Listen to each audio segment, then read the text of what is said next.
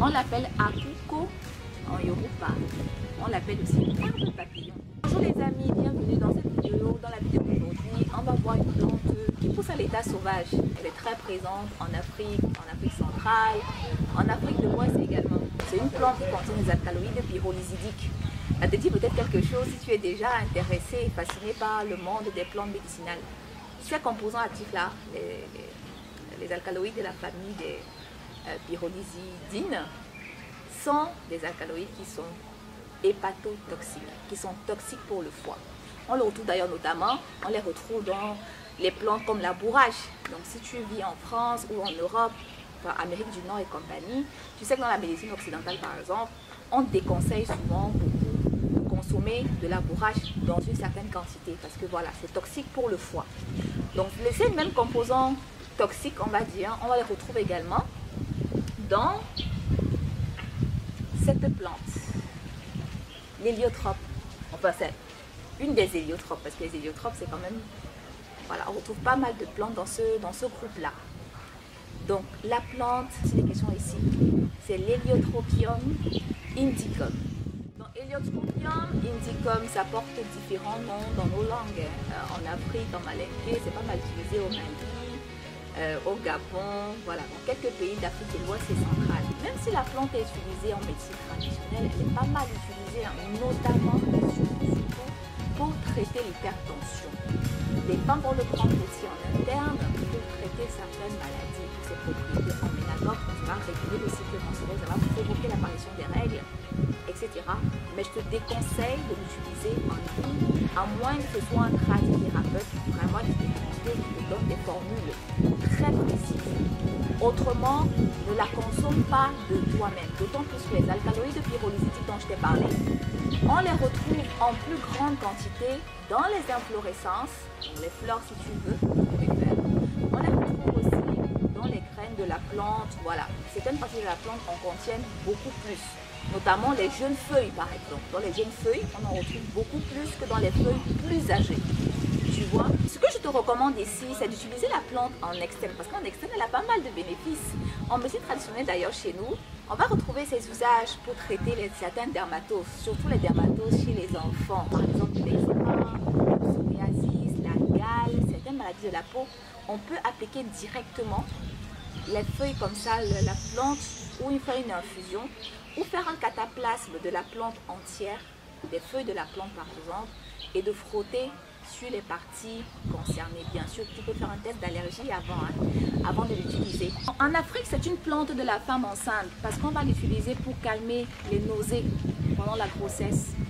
On va l'utiliser, on fait une décoction de la plante. On va l'utiliser également pour soigner le diabète chez la femme enceinte. Ça, c'est une utilisation qu'on retrouve au Bénin. On va l'utiliser pour désenfler le visage, entre guillemets. Donc, si on a le visage qui est enflé pendant la grossesse, qui est vraiment trop enflé, on fait une décoction avec ça et on utilise pour se rincer le visage. Et c'est ça que je te recommande, l'utilisation en externe de la plante. Ne va pas l'utiliser en interne, s'il te plaît. Ne va pas l'utiliser sans posologie.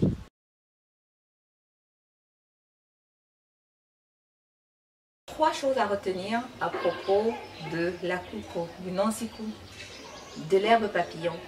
La première, elle a de nombreux usages médicinaux en Afrique de l'Ouest, en Afrique centrale, en Afrique de l'Est également.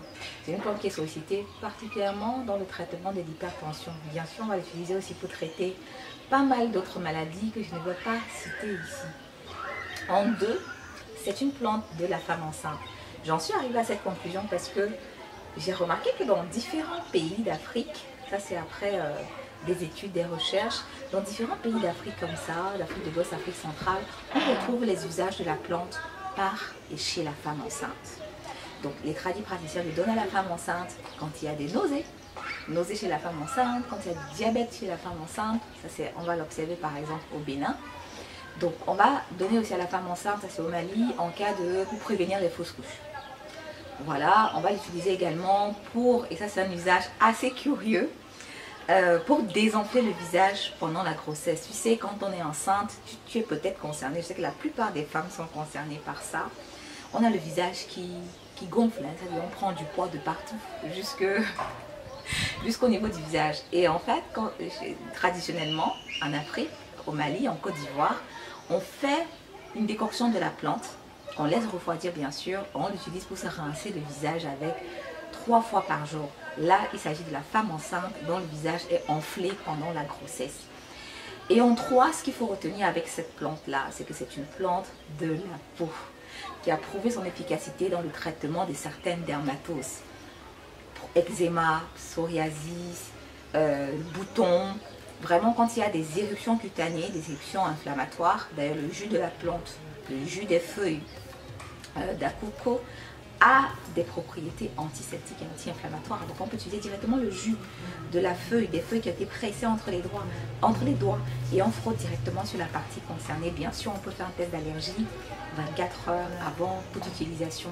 On peut bien sûr avec ça préparer aussi un macérat huileux, un cataplasme, etc. Des extraits, pourquoi pas. Et voilà ce que je vais te recommander d'ailleurs, c'est l'usage en externe de la plante. Personnellement, je te déconseille son utilisation en interne. C'est une plante dont je déconseille l'automédication. Parce que comme je le disais dans la première partie de la vidéo, la plante contient des alcaloïdes qui sont toxiques, hépatotoxiques, toxiques pour le foie. Les alcaloïdes pyrolysiques qu'on retrouve dans la plante, et notamment dans les jeunes feuilles et dans les graines, sont des alcaloïdes qui sont toxiques pour le foie, comme je le disais déjà. Pour ces usages en externe, il y a déjà pas mal de choses intéressantes, n'est-ce pas? On peut l'utiliser en externe sur les problèmes de peau, comme on l'a vu. On peut l'utiliser chez la femme enceinte pour désenfler le visage. On peut l'utiliser aussi, ça je ne l'ai pas relevé, et ça c'est un usage traditionnel. On peut l'utiliser en bain. On fait une décoction qu'on laisse refroidir, qu'on met dans l'eau du bain du bébé, enfin des enfants, pour les laver. Et ça concerne surtout les enfants qui sont fébriles ou qui sont convalescents, qui sont fatigués ou des enfants qui n'arrivent pas à prendre du poids. C'est un usage qu'on retrouve au Mali.